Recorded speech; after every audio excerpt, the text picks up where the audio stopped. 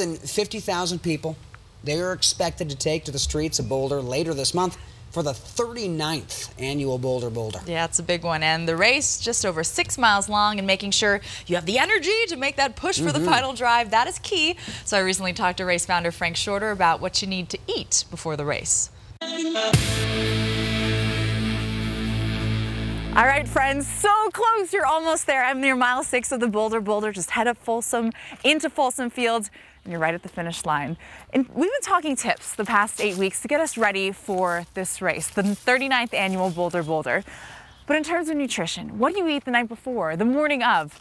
To tell us all about it, the best guy possible, Frank Shorter, Olympic gold medalist.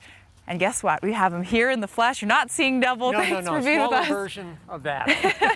So thanks, what should we do leading up to it? Well, you want to make sure that your electrolyte balance is there. You know, you have sodium, potassium, magnesium, salt that you lose when you sweat. So in a way, you take a Noon tablet, you put it in the water, you have it there, just making sure that balance is right in those days leading up.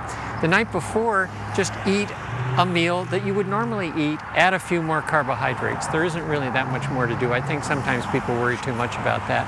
And again, sometimes they worry too much about the morning of the race. Just eat what you would normally eat, maybe a little bit less, but be done 3 hours before. So I would maybe eat bananas. Some people like toast. Some people eat oatmeal.